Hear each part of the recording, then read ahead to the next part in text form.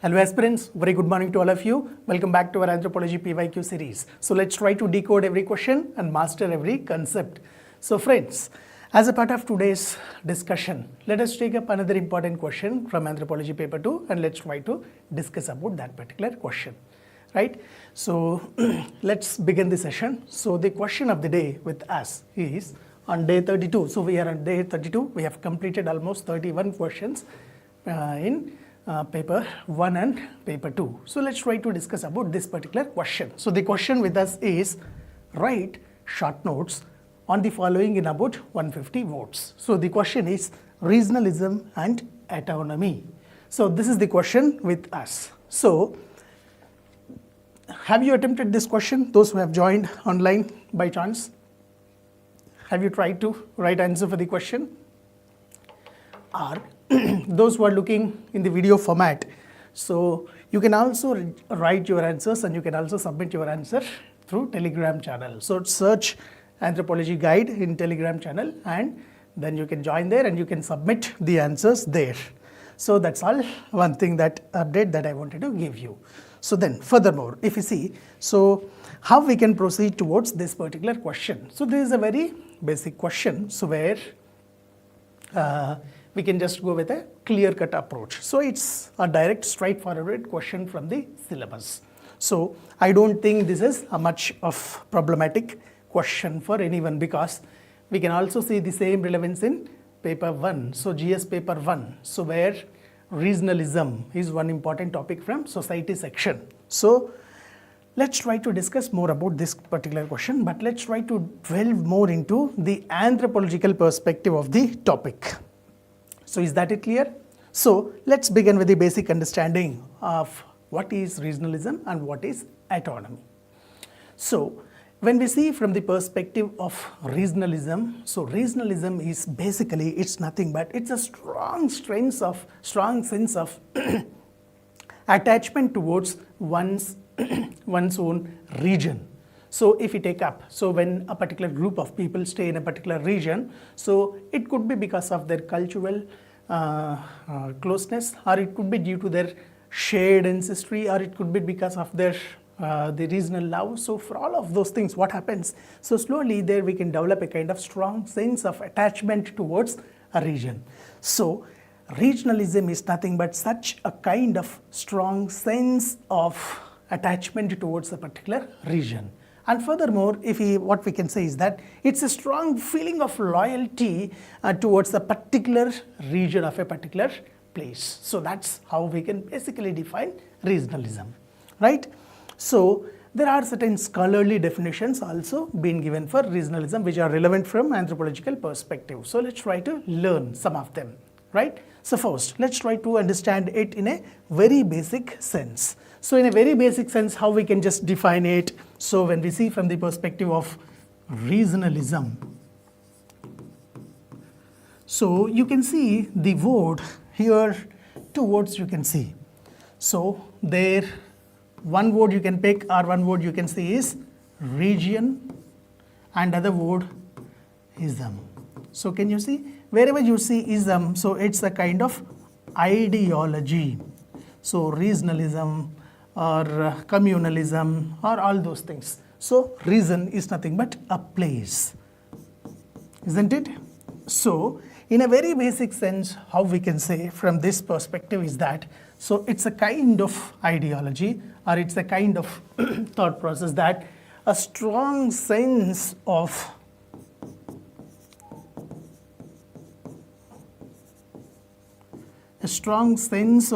attachment towards a particular region. So this is what basically we can say as regionalism, right? So for the very first thing that you have to remember this. Then furthermore, if we say, so we have also said that it's a strong feeling of loyalty. Remember this also, strong feeling of loyalty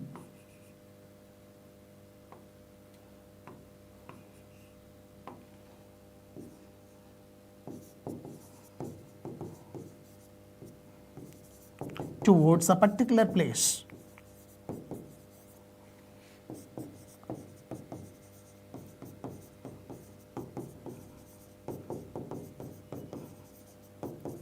Or particular region. So this is what, or this is how, where you can describe, or you can remember what is regionalism. Is that it clear? So that should be very important thing. So then, if you see from the perspective of some of these scholarly definitions, so we have some of these scholars. So those who have defined regionalism in a systematic fashion. So what are those aspects? So when we see, so first thing we can talk from the perspective of scholar known as S. Paul. So he is one important scholar. So what about S. Paul's definition? So S. Paul defined that it's a kind of emotional and psychological attachment made by, marked by loyalty towards one's own region. So is that it clear? So what we were trying to discuss? So we were trying to discuss that. So regionalism. So it's nothing but it's a kind of emotional and psychological attachment. So can you see here? So strong sense of attachment that we are saying, and this strong sense of attachment, it leads to loyalty. So he's clubbing up the definition and he's saying that. So S. Paul is saying that it's a strong sense of emotional and psychological attachment. So he is defining the extent also. Emotional and psychological attachment, plus it is marked by loyalty.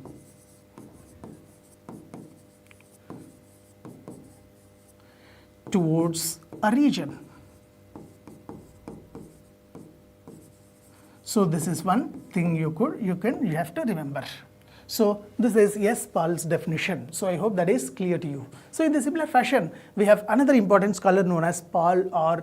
Bross. So Paul R. Bross further said that, so regionalism, he defined regionalism as a kind of politically mobilized regional identity. So he was driving and he was explaining from different perspective. So regionalism as a politically driven regional identity used by some of the elite sections to pursue some of their interests. So that's what Paul R. Bross definition says. So there, how we can remember it? So Paul R. Bross. So he is saying that regionalism as a politically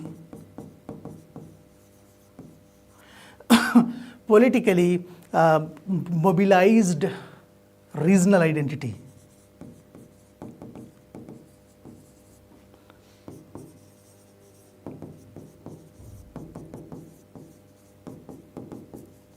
By whom? By elites to pursue some interests. So this is what the Paul R. Bross definition of regionalism. So he has systematically proposed one another approach, a perspective of understanding regionalism also. Let's try to understand them. So this is what, or this is how, basically you can remember what is this. So in a simple fashion, so what is regionalism? So this is where you can remember it. So this is how basically you should know what is regionalism. So then in the similar fashion, if you see, so there are different types of regionalism that we see in India. So can you mention some of the types of regionalism so that are prevalent in India in comment section? What are the different types of regionalism that you can see? So just for the sake of understanding. So types of regionalism. So what are the different types of regionalism that you can understand in India? So if you look from India's perspective, India is a multilingual, multi-religious, multi-ethnic country. So where we can see a lot of diversity in India. So due to this lot of diversity, there are different types of regional feelings or regionalism kind of activities that we can say in India. So one form of regionalism is, it is nothing but secessionism. So what is secessionism? So when a particular region wants to just split from India and has to establish a different region. So that's secessionism. Then we will have separatism or separate statehood. So from an existing state like that. Then we will have other types, like let's say intrastate regionalism. Then we will have suprastate regionalism. This is another type. So then we will have things like interstate regionalism. This is another important type of regionalism. So furthermore, if you see, so the other type of regionalism is basically known as the demand for autonomy. Demand for autonomy. So in a common sense, like in a general sense, if you say from the perspective of regionalism, so regionalism will create a kind of demands where the regions will demand for giving autonomy. So what is autonomy here? So that's another important aspect that we should remember. Okay, let's try to learn that. So these are nothing but different types of the regionalism. So when a particular place from India, when it tries to secede and when it tries to separate from the India and when it tries to establish a new state, so that is an example for that is known as secessionism. So think about the Jammu and Kashmir. So what is insurgency in Jammu and Kashmir? So we need separate, we have to get separate, we want to separate it from India. So that's one thing. So Northeast. So there are some secessionist insurgencies that are happening in the Northeast and in the Kashmir region. So then separatism. So within the existing state, so certain region wants to get separated and it wants to establish as a different state. So that's one thing. So there are so many demands like that. So like think about the Vidarbha demand, or think about the Bodoland, think about such kind of things. So they are separate thing. Then intra-state regionalism, within the region, within a particular state, so there are so many demands for establishing a separate full statehood like that. So that's one thing. So then furthermore, supra-state regionalism. So this is one thing. Then interstate regionalism. So within two states, in between two states, there would be certain clashes. So let's say, for example, Kaveri River water dispute. So such kind of things. So demand for autonomy. So for full statehood. So that is one important aspect. So these are some of the types. Okay. So then if you see, there are different perspectives of understanding the regionalism in anthropology. So what are the theoretical perspectives of regionalism? Theoretical perspectives.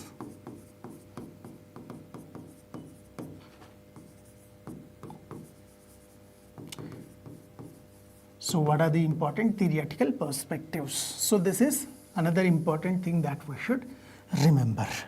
So in order to understand the regionalism, there are certain theoretical perspectives that have been available for us in anthropology. So let's try to understand about those theoretical perspectives. So first and foremost, if you see, so the first perspective is basically known as the primordial perspective. Primordial perspective. So what is this primordial perspective and who gave it? So scholars like, let's say for example, Clifford George, they advocated that primordial ties play a vital role in establishing regionalism. So that's where, so you can remember it's been given by scholars like Clifford George. So do you remember Clifford George? So Clifford George was a symbolic anthropologist, and Clifford George is also a modernism, belongs to post-modernism school of anthropological thought. So he is very well known for that also. So that is one thing. Then furthermore, if you see, so the next approach is known as the instrumentalist perspective, so which has been strongly advocated by Paul R. Bross. So instrumentalist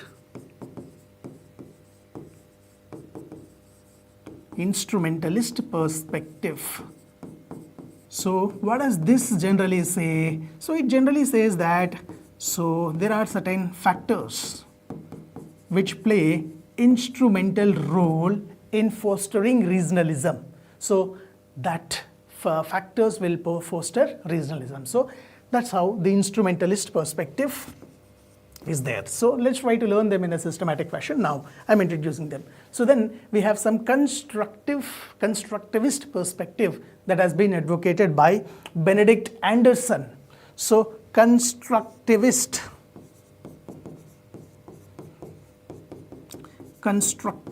perspective. So this has been advocated by Benedict Anderson. So try to remember his name also. So furthermore, we have integrational perspective that has been given by Maurice Jones.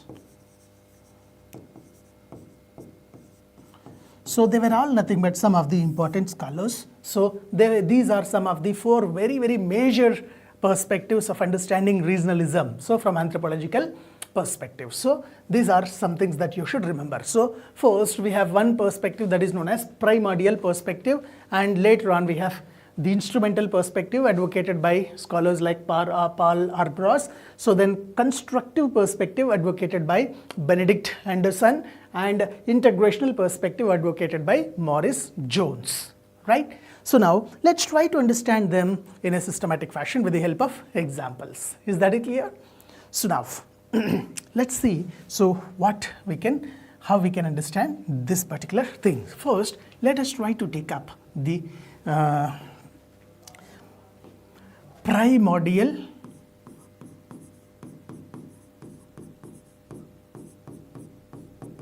perspective. So what is this primordial perspective?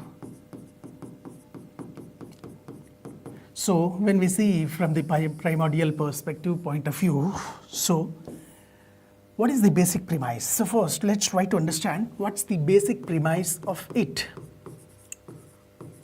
So when we see from the perspective of this approach or this perspective, for every perspective there would be a basic premise. So what is this premise that it says? So regionalism is an organic expression of the cultural identity. So that's very important premise. So this particular perspective argues. So what does it say? Regionalism as an organic expression of the cultural identity.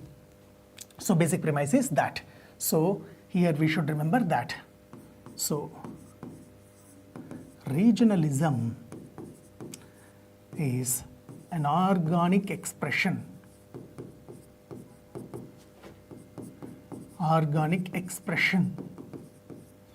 of cultural identity and continuity.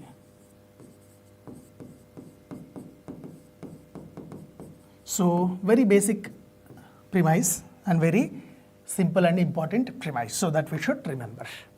Is that clear? So what does it say is that, so certain primordial ties, be it could be shared ancestry or common ancestry or shared location or shared language. So all this kind of common language, common place or common ancestry or all those things are the primordial ties. So these primordial ties breathe a sense of oneness. So this primordial ties finally leads to establishment of the regional feeling. So that's one important thing that this particular perspective argues. So let's try to see.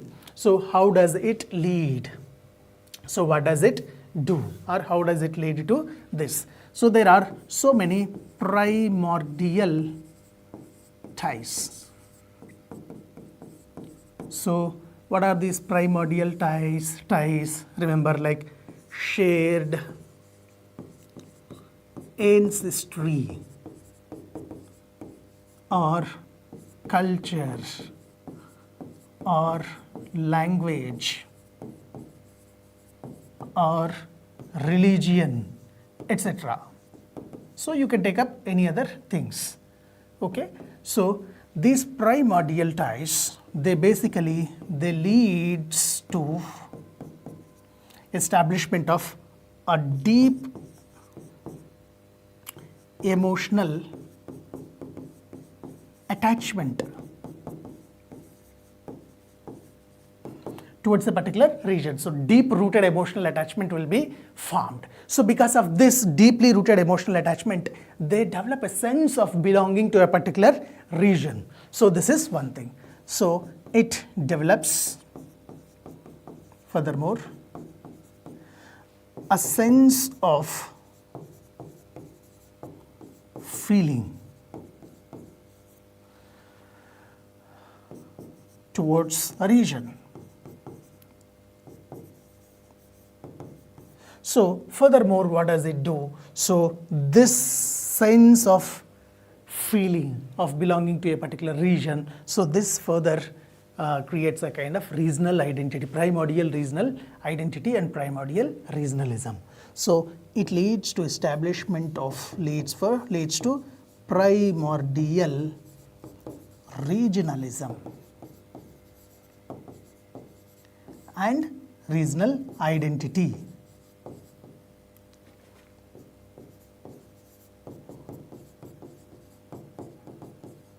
So remember that this is how our from primordial perspective, so primordial ties leads to primordial regionalism. Is that it clear? So very good. So we have got some of the examples. So separate state for Dravid Nadu, for Tamil Nadu, okay, Greater Nagaland, so Khalistan for 6. Okay, so let's try to just merge all of this into a systematic fashion. So now, first, if you see the primordial thing, we are discussing about the primordial regionalism. So where, what kind of manifestations that we can see here? So how we can manifest, or what are these various manifestations from India? So if you see from India's perspective, currently, so there are some examples. So as you were trying to just mention, so first example that we can take is Khalistan movement, isn't it? So can you able to recollect that Khalistan movement? So Khalistan movement in Punjab. So they are demanding for separate Sikh homeland. So that's a demand. So this is one important thing that we can remember. So they are closely tied with the language and religion. So particularly religion. So Sikhs. So separate homeland for the Sikhs. So that's the demand. So it is a primordial driven cause. So then furthermore, so Jammu and Kashmir insurgency. So that is another important aspect. Jammu insurgency, or you can say Kashmir insurgency.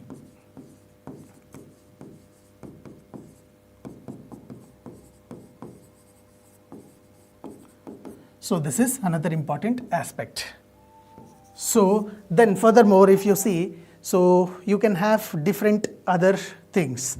Like let's say for example, Northeast insurgency. In the Northeast, you have some of the insurgencies. So Nagaland like this. Northeast insurgency that you can have. So this further, it is tied with the shared identity and cultural aspects. So furthermore, if you see, so we have like the important movements like Sons of Soil movement. So have you heard about Sons of Soil movement? So can you mention one of the important Sons of Soil movement that you can remember from the historical perspective, from a tribal perspective? Can you bring? So Sons of Soil movement, example for that. Sons of Soil movement. So Sons of Soil movement means, so the land belongs to the local people. So local people has to get some sort of benefit. So whatever the benefits that we are giving, so we have to give to the local people. So that's it. So have you heard about this movement? So though it is like a historical example I am giving to explain. So have you heard about Ulgulan? So it's a Munda rebellion. So where they were advocating for their rights, so identifying their rights. So Birsa Munda found this Wulgulan movement, so that is a kind of an example for Sons of Soil movement. So that's like that. So in today's perspective also, we have lot of Sons of Soil kind of movements there. So can you able to recollect some things like, let's say, the local reservations for employment in particular states, they are being imposed. So that's one example for the Sons of Soil movement. So think about framing of the local reservations for the people belonging to their own state. So Karnataka has done some of such kind of reservations. So in private jobs also. So that's where like it creates a kind of thing. So these are some examples for the primordial regionalism thing. So I hope that is clear to you. So these are driven by primordial traits. So primordial traits means very basic ties like culture, language, religion, ancestry, like that. So that's very important aspect you should remember. So then furthermore, let's try to understand about the instrumentalist perspective. So who advocated instrumentalist perspective? Who advocated instrumentalist perspective?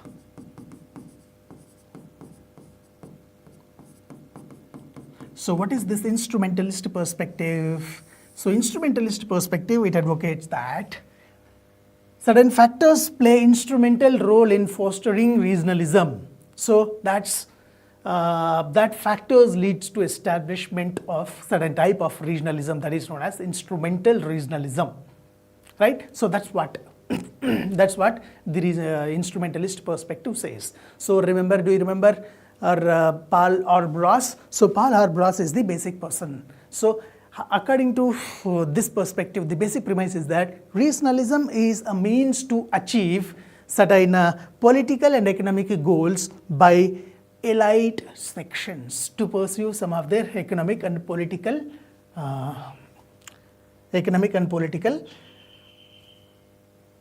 aims. So that's what the instrumentalists key premise. So let's try to remember that. So what's the basic premise?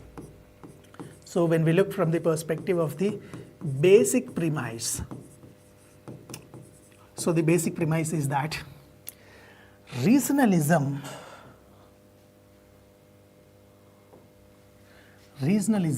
acts as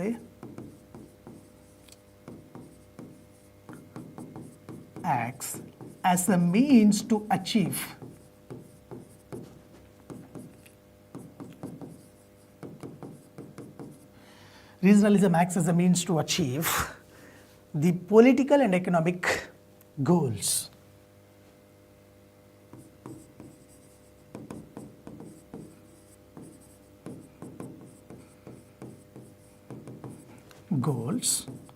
So this is done by or mobilized by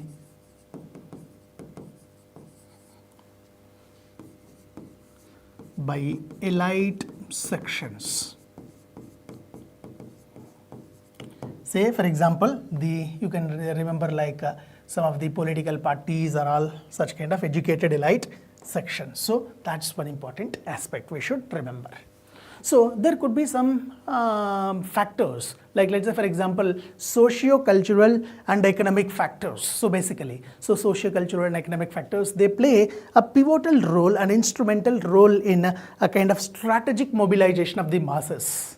So this strategic mobilization of the masses, so this further leads to establishing a sense of belonging to a particular region, and there they will start putting some of the demands for autonomy. So that's one important aspect, right? So what's this says? So certain socio-cultural and economic factors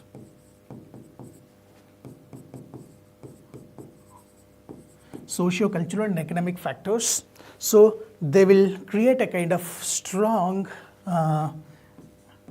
or they will create a kind of strategic mobilization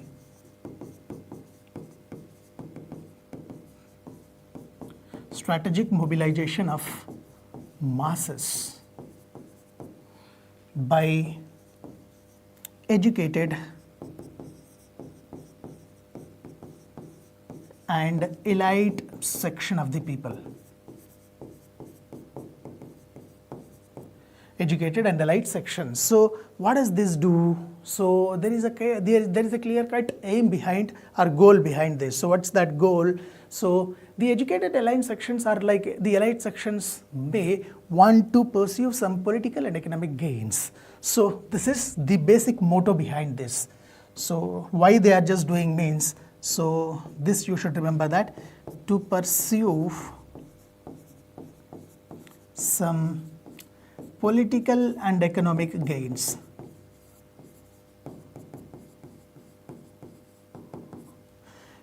But the common mass or common people do not know what's happening, but they'll fall into a trap of some sort of regional identity. So this sense of belonging to a particular region and some sort of historical injustice that is being done because of various socio-cultural as well as economic factors. So there, what do they feel or what do they believe is that, so they will advocate for a type of regionalism. So that is known as instrumentalist form or instrumentalist type. So this is what one important thing that you should remember. So I hope that's clear for you now. So these factors play. So underdevelopment of a region, or like cultural backwardness of a region, or social backwardness of a region. So all these factors, the political or educated elite sections, they will pitch and they will use it as the weapons, and they will just ingrain a strong sense of strategic injustice that has been done to that particular region. So because of this, there would be a kind of strategic mobilization of the masses for advocating for some sort of special recognition for that particular region. So these are some common type of the things, right? So now if you see some of the manifestations, so what are the various manifestations that we can see for this type? So common manifestations. So the examples we can be coincided with one different one, with one example with other example also. So some of the things that you can remember is that, so issues like, let's say for example, Bodoland in Assam. So Bodoland issue is one important thing. So Bodoland issue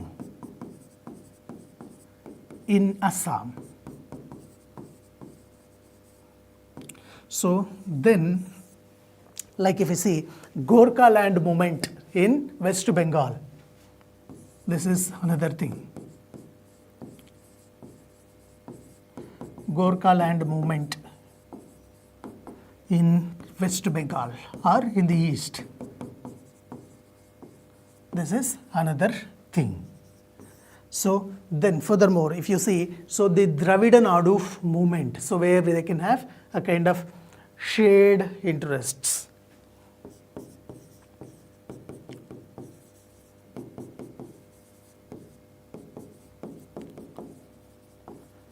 Dravidan Nadu movement in South India. So they are some of the common examples for the instrumentalist type of regionalism. So there are certain political mobilization. So political mobilization of the elite sections, so that with that kind of aims or things, they are just making this kind of, developing this kind of regionalistic tendencies. So that's one important aspect that you should remember. Is that clear? So then furthermore, if you see, so there are certain other perspectives also. So the next perspective that we should see is, it's basically, we have constructivist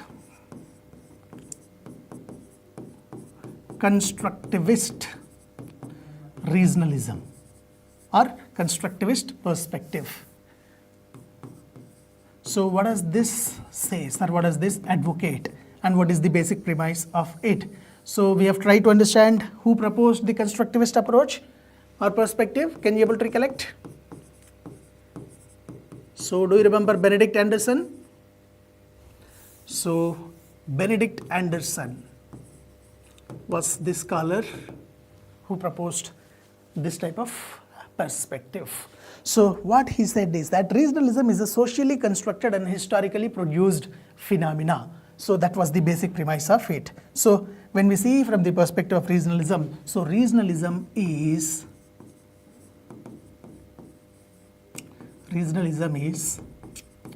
a socially constructed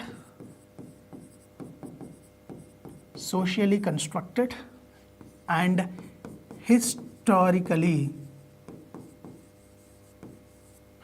produced phenomena. So this is what the basic premise of this particular perspective. So how does this, how we can just manifest this and how we can just understand this.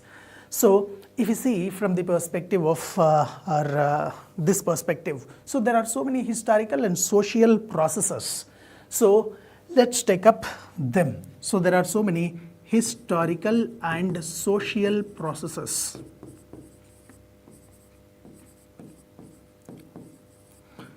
So if you see, for example, so colonialism. So colonialism, British colonialism. Then state policies.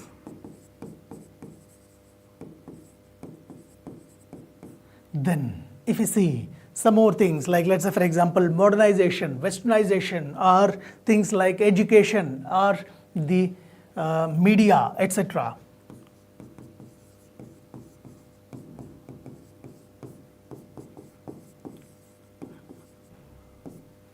Or the aspects like modernization, westernization.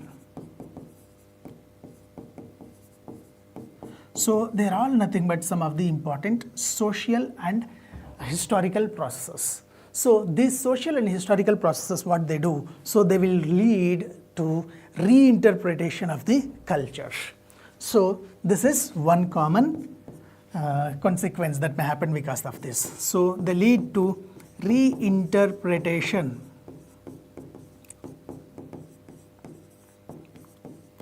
So when the culture is reinterpreted, there we can see development of some sort of resistance from the people. So that resistance further develops a kind of regional identity and regionalism. So this is one type of things. So it leads to development of regional identity and leads to further regionalism. So this is one thing. So now, so if you see from the perspective of constructivist kind of thing, that means, so here you should remember that the historical and social process will play a constructive role in development of the regionalism. So this kind of a approach has been advocated by Benedict Anderson kind of scholars. So now how we can see or where we can manifest. So different manifestations. Manifestations means examples only. So manifestations of this form of the perspective or approach.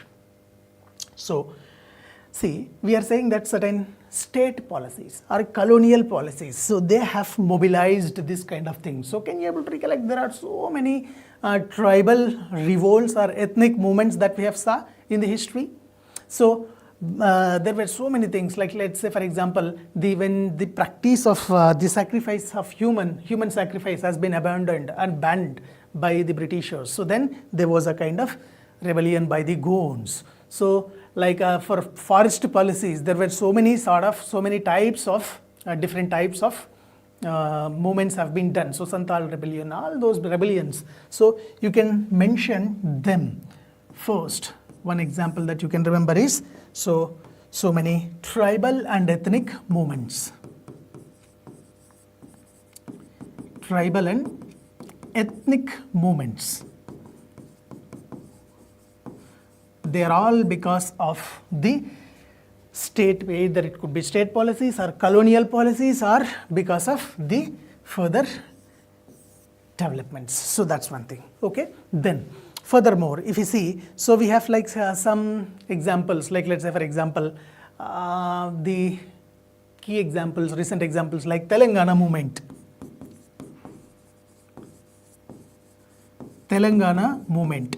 So it was also deeply ingrained because of the education and furthermore like state policies. So they were advocating that this particular region was grossly underdeveloped when compared with the other parts of the Andhra Pradesh region. So where they were advocating that, so the strategic negligence of the state led to this kind of demand. So that's what the one thing we can remember.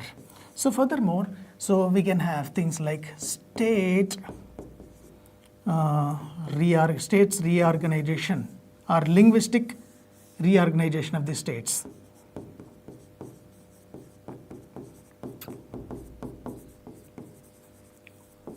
Linguistic reorganization of states. So when did this particular aspect began? So linguistic reorganization of the states. Do you remember in 1953 what has happened? So first, Andhra state has been created from the Madras. So this instigated for furthermore demands for reorganizing the states on the basis of language. So can you able to recollect that? So in 1953, so Potti Sriramulu done fast on to death. So that is hunger strike. So there, followed by his death, so the government has announced and had given one separate state for Telugu speaking people, that is Andhra Pradesh, Andhra. So that's that followed by further more such kind of demands. So that's one example, right? Furthermore, if you see, so Jharkhand regionalism, so that is another important example that you can remember here. Jharkhand regionalism. So when you see Jharkhand region is full of different tribes. So Santals, Uravans, Hos, or all such kind of people are there in that. So they share a common regional solidarity based on the tribal identity. So that you can remember. So this tribal identity and fostered a sense of regional identity, and this further fostered the separate demand for Jharkhand region from the Bihar. So that's how. So separation of the Jharkhand from the Bihar, separation of Telangana from Andhra Pradesh, they were all some of the examples that we can have from the constructivist perspective type of regionalism, where some of the colonial policies or state policies or these factors like historical social processes, they will foster this type of regionalism. So that's one important aspect, right? So furthermore, so we should understand that. So then last perspective that is there with us is basically it is known as the integrational perspective. So regionalism always, it's not a negative aspect. So it could be positive also. Integrational perspective. So what is this integrational perspective and what does it advocate? So when we look from the perspective of this, so regionalism always is not a deconstructive force. So regionalism can also act as a force of integration when it is being taken on a positive realm of the sphere. So that's one important thing. So regionalism acts as a force of the national integration when accommodated within the democratic as well as the federal framework. So that's the basic premise of it. So remember this. So what's the basic premise? So the basic premise is that so regionalism acts as a force. Regionalism acts as a force of integration when accommodated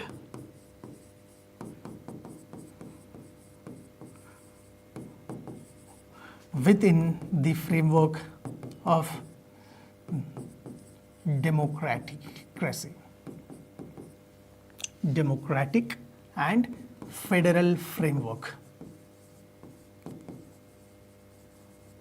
So this is the basic premise of this particular perspective. So do you remember who advocated this? So it has been advocated by scholars like we have our famous scholar, so Morris Jones. So WHS Morris Jones. So he was one important scholar.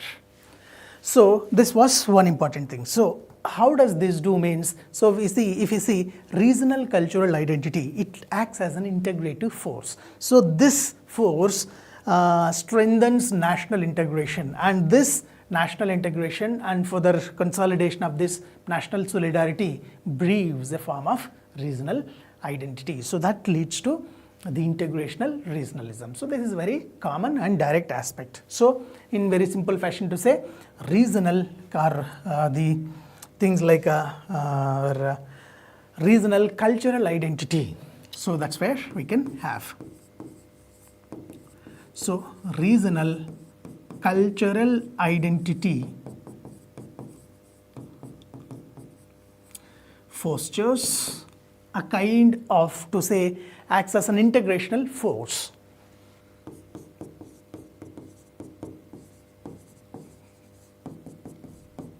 Acts as an integrational force. So this further breeds a sense of strengthens a kind of national integration.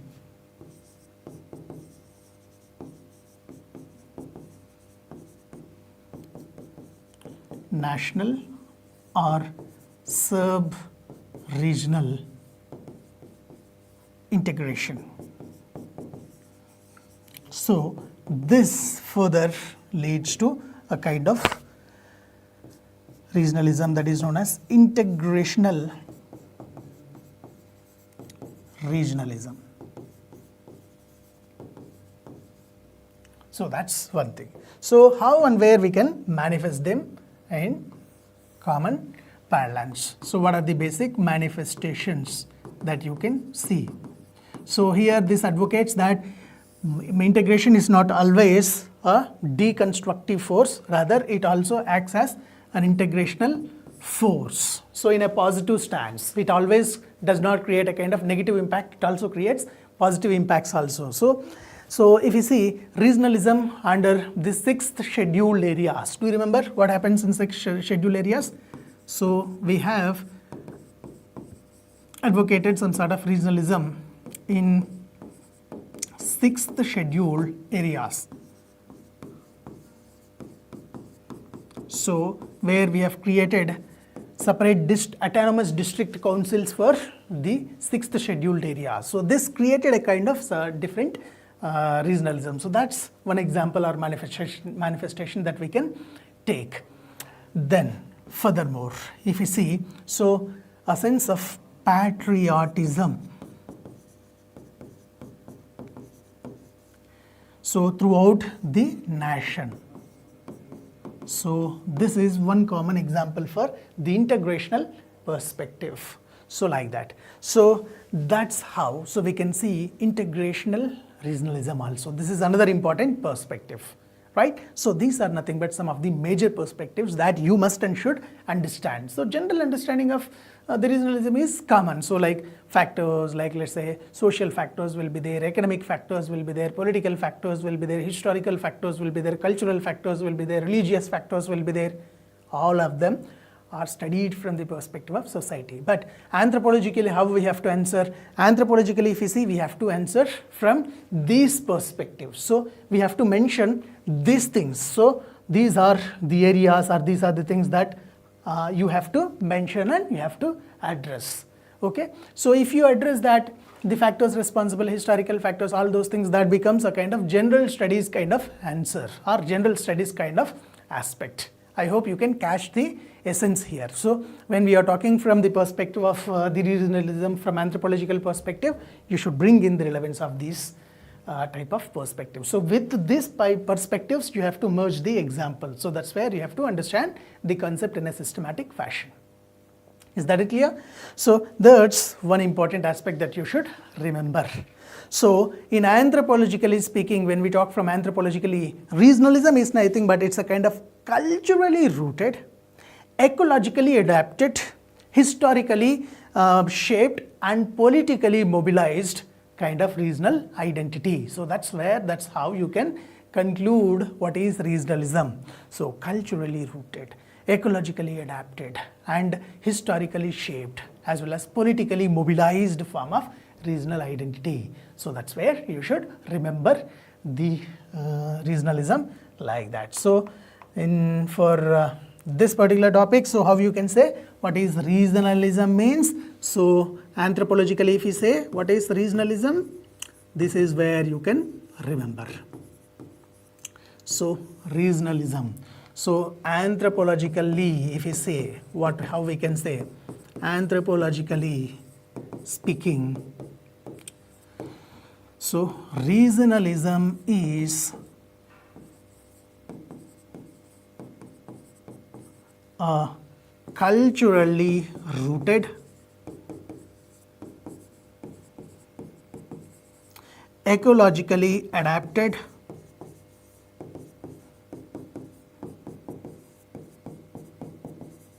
then you can say historically shaped,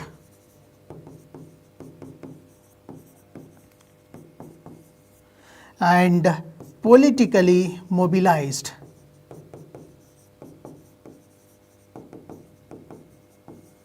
Politically mobilized regional identity.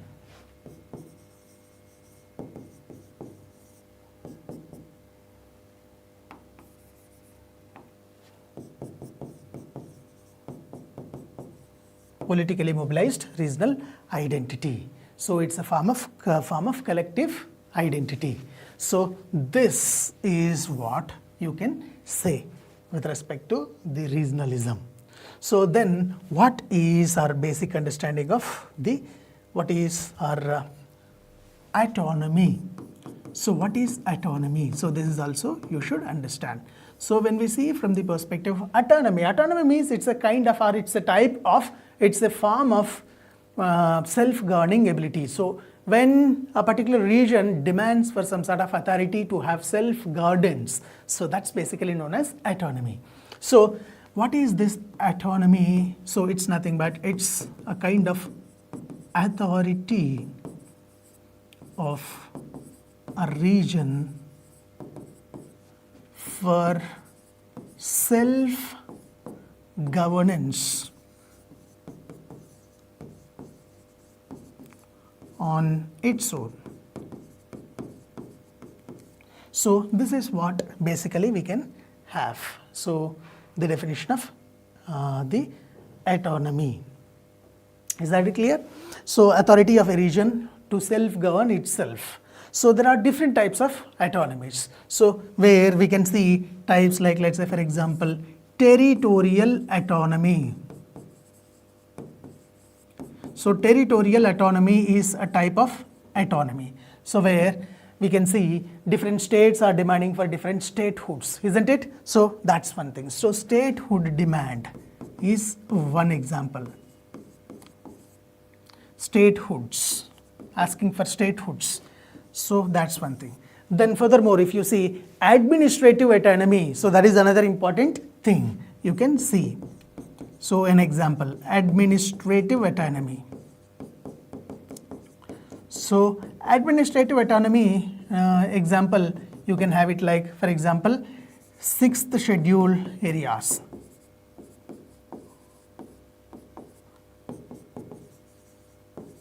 So they have a kind of a type of autonomy. So 6 autonomous district councils, they themselves can rule amongst themselves. Then cultural autonomy. So this is another important type. So cultural autonomy. So culturally some demands would be there. Let's say for example, so issue over Tamil language movement. So that means to say, like the national education policy has also been criticized for implementing the 3-language formula. So there, in Tamilians or like South Indians, like they have advocated for, they don't want to advocate for adapt the 3-language formula. So where English and the local language, that would be sufficient, and we don't want to we don't want the imposition of the Hindi. So that's where their point of understanding. So argument. So they want cultural autonomy. So from language point of view. So that's one example. So furthermore, if you see, economic autonomy could be there. So economic reasons or economic factors. Economic autonomy. So this is where, like you can see, present Vidarbha movement. So where they are asking for some sort of economic on the economic grounds, they are asking for separation of the state. So that's one thing. So then ethnic autonomy. So this is another important and final type of thing. So ethnic autonomy. So certain places, like let's say for example Naga or Mejo, etc. So they are demanding or for the autonomy based on the ethnic grounds. So this is how different types of autonomy could be brought in. So regionalism will lead to demands for autonomy. So this is another thing that you should remember. So regionalism, it's an ideology, a strong sense of feeling towards attachment towards a particular region. So this breeds a sort of autonomy. So that's where you have to understand. So this is how you can just bring in these relevance of these concepts and you can explain and answer the particular question. So that's how you have to understand this particular concept. So any particular doubts in this particular concept? Now you can just ask me the doubts. So very good. So you have answered the questions. So Venushri and Pragna, so you have given a lot of answers and a lot of examples. So good. So I appreciate your participation as well as this sportive spirit. So any doubts for you in this particular topic?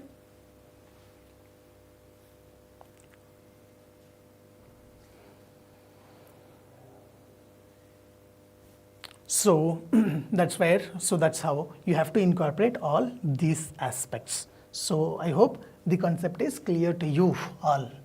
So you have to incorporate these definitions like Paul-less definition, Paul-Arbra's definition, or this is how you have to put forward and you have to mention things.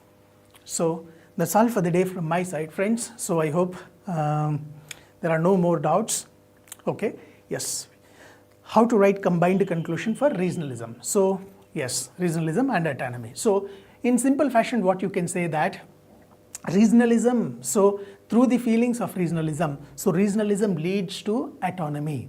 So the regionalism and demands for autonomy has become a cause of concern in current perspective. So when these things are driven in a positive perspective, like an integrational force, so then that would be good. But when they are seeking some sort of secessionist kind of tendencies, that would be detrimental to the national integration of a particular country. So you can bring in the relevance of positive as well as negative impacts of that particular the regionalism and demands for autonomy, and you can conclude the answer. So simply you talk about that. When it is regionalism, when it is in positive stance, it would be good to the society, and when it is in negative stance, it would be a kind of force that may secede the country. So like that kind of aspects you can pick and you can address.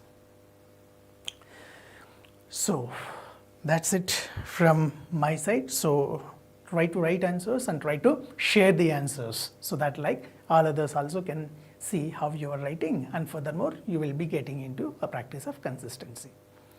Right, friends? So let's try to wind up the discussion. So let's meet tomorrow and let's take up another important question. So can we say regionalism and autonomy go hand in hand, and further mention positives and negatives? Yes, you can mention, because regionalism leads to autonomy. So they go hand in hand most of the times. Right? So that's one thing that you can do. Good. So thank you all of you for joining me with this session. So have a nice day.